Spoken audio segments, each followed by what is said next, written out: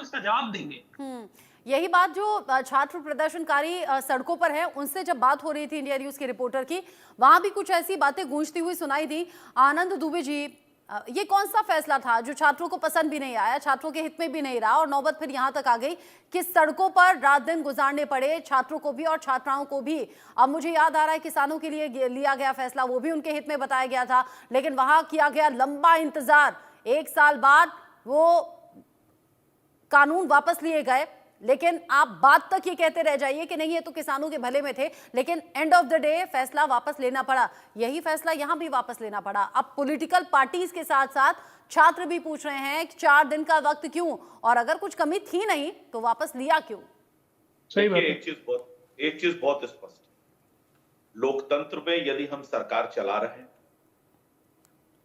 हो सकता है कि हमने कोई नियम बनाया, नीतिगत उसमें हो सकता है कहीं कोई त्रुटि हो, लेकिन हमारी नियत स्पष्ट है।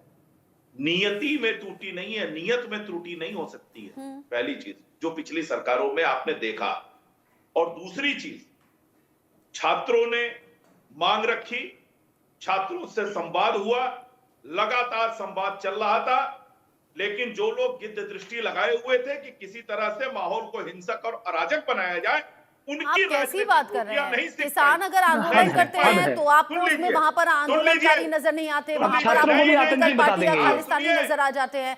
किसानों ने अपनी जान गंवा दी, आपको उसका भी कुछ नहीं हुआ। 1 साल बाद फिर कानून वापस लेने पड़ गए। बेहतर तो पार्टी तब होती ना आनंद जी, जब गलतियों से सीखते। आप ही प्रवक्ता बन के बैठ जाइए विपक्ष का। मेरा तो सवाल है ना, मैं तो पूछूंगी। मेरा अगर मन में कोई सवाल है तो मैं तो पूछूंगी ना आनंद जी। अगर गलतियों से नहीं सीखेंगे तो बार बार फैसले पलटने पड़ेंगे। आनंद दुबे जी, अगर गलतियों से नहीं सीखेंगे तो बार बार यही होगा ना। मुझे बोलने का अवसर दीजिए। बोलिए बोलिए, मैं पूछ रही हूँ, बोलिए। बार बार अगर गलतियों से नहीं सीखेंगे तो फैसला करके वापस करना पड़ेगा।